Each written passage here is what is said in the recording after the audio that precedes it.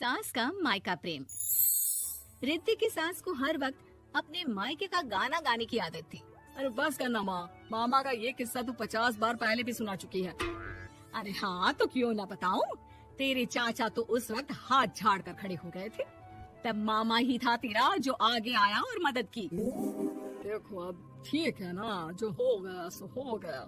क्यों एक बात को हमेशा गाती रहती हो। अब तो बहू घर आ गई है, उसे तो सबको मान कर चलना है ना, कि सिर्फ सास का मायका ही समझेगी वो। तभी वहाँ रिद्धि आ जाती है। माँ, आज मैं घर जा सकती हूँ? माँ को मेरी बहुत याद आ रही है। शादी के बाद एक बार भी नहीं गई। हाँ तो कौन जाता है। अरे मेरी शादी के बाद जब मैं विदाई होकर आई, इतना बड़ा ससुराल मेरा, खाने वाले 10 लोग और बनाने वाली मैं सिर्फ एक। ऐसा लग रहा था जैसे सिर्फ खाना बनाने के लिए ही ब्याह किया है। वो तो मेरा भाई था, गांव से एक काम करने वाली चाची को भेज दिया जो मेरा हाथ पटाती थी, और उसको पैसा, खाना, कपड़ा, रहने के लिए कमरा, वो सब किसने दिया था? तुम्हारे भाई ने। ये मामला रोज का था। ससुर भी जब गुस्सा होते तो वो सारी बात कह देते जो उनके मन में इतने समय से चल रही थी। मेरा भाई, भाभी, भतीजा, भतीजी सब छुड़वा दिया। मैंने जीवन भर सिर्फ तुम्हारे परिवार वालों से निभाया, लेकिन अब भी चैन नहीं है तुमको। बहू के सामने सास को लगा कि उसकी बेइज्जती हो रही है। अब सुन बहू, अपने कमरे में जा, कहीं नहीं जाना मायके वायके। घर का काम कौन करेगा? पड़ोसन। बहू समझ जाती है मामला गर्म चल रहा है। कमरे में जाने में ही भलाई है। कमरे में क्या है? तुम्हारी माँ हर वक्त चिक चिक चिक करती रहती है। कल ताई मिली थी तुम्हारी मुझे, लेकिन मजाल है सासू माँ की उन्होंने एक बुराई की हो, लेकिन सासू माँ हाँ, जब देखो तब ससुराल के लोगों की बुराई करती रहती है। बेचारे पापा जी कितना मिस करते हैं अपने घर वालों को। मेरा तो बड़ा मन करता है कि ताऊ जी, चाचा जी और सब मिलकर रहे। ना साथ रहे लेकिन आना जाना तो ठीक से रखे। हिंदुस्तान और पाकिस्तान एक हो सकता है, लेकिन चाचा और ताऊ के परिवार के साथ हम लोगों का मिलन ना जी ना, कभी नहीं हो सकता। ये बात है। देखिए मेरे साथ ना ज्यादा चैलेंज मत करिएगा। ऐसा कोई काम नहीं है जो मैं नहीं कर सकती। ससुर जी जो कि बहू की बात सुन रहे थे सामने आ जाते हैं। अरे बेटा, तू ये कर सकती है तो प्लीज मेरा परिवार किसी तरह मुझसे मिलवा दे। सारी जवानी तो मैंने किसी तरह काट ली, लेकिन जीवन के इस पड़ाव पर बहुत याद आती है मेरे परिवार की। हाँ हाँ पिताजी, आप चिंता मत करिए, बस मेरा साथ देते रहिए आप दोनों। फिर देखिए कैसे माँ जी भी ठीक हो जाएंगी और पूरा परिवार भी एक हो जाएगा।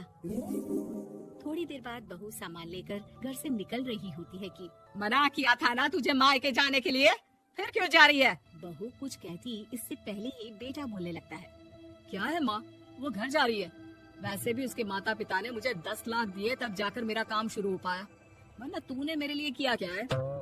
अरे वाह बेटा, बचपन से पढ़ाया लिखाया, तेरे दुख दर्द में जगी, और आज वो लोग तुझे सही लग रहे हैं। और फिर ससुराल में लड़की खुश रहे, ये तो मायके वालों की जीवन भर की जिम्मेदारी रहती है।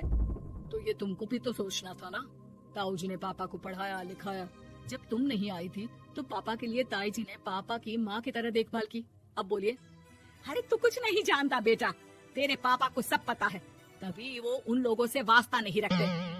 मैं उन लोगों को जानता हूँ, लेकिन मैं तुम्हें नहीं जानता कि तुम्हारे मन के लायक काम नहीं हुआ तो तुम घर की शांति बर्बाद कर दोगी। सास जोर जोर से चिल्लाने लगती है। तभी वहाँ सास का भाई आ जाता है। अरे क्यों आप लोग मेरी बहन को परेशान करते रहते हैं? पहले ये जीजा कम थे, जब बहू भी आ गई। बहन, मैंने तो 30 साल पहले ही बोला था, अपना हिस्सा ले और छोड़ इन लोगों को, चल अपने साथ। बहू समझ जाती है कि मामा ससुर की नजर किस पर है। देखा, तुम लोग मुझे अकेला मत समझना, मेरा भाई खड़ा है आज भी मेरे लिए। बहू मायके जाती है और आते वक्त साथ में नौकरानी ले आती है। अरे बहू, कुछ खाने को दे दे। अरे आंटी, क्यों भाभी को परेशान करती रहती हो? उनके भाई ने मुझे जिम्मेदारी दी है, किसी भी चीज की परेशानी नहीं होनी चाहिए भाभी को, जो चाहिए मुझे बोलेगा।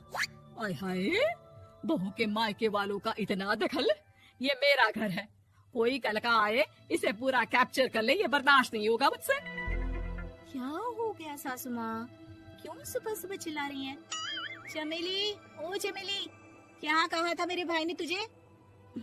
अरे दीदी बहुत तेज है आपकी सासू माँ। मैंने तो बोला कुछ चाहिए तो मांग लो मुझसे। अरे निकल यहाँ से, घर को रेलवे स्टेशन बना रखा है, जो देखो वो घुमा जा रहा है यहाँ से वहाँ। ये कहीं नहीं जाएगी, ये जाएगी तो घर का काम कौन करेगा? मैं। हाँ और क्या करती हैं बहुएं, घर का काम ही तो करती हैं, इसमें नया क्या है? तभी वहाँ ससुर जी आ जाते हैं।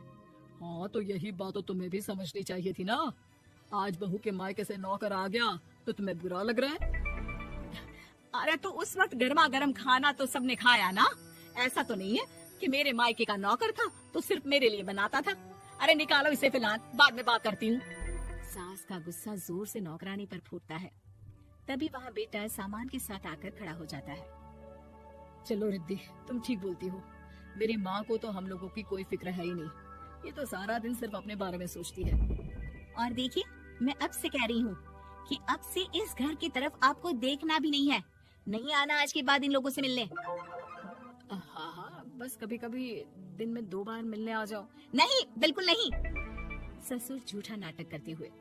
मेरी बीवी ने मुझे मेरे ही परिवार से दूर कर दिया, आज बहू मेरा इकलौता बेटा दूर कर रही है।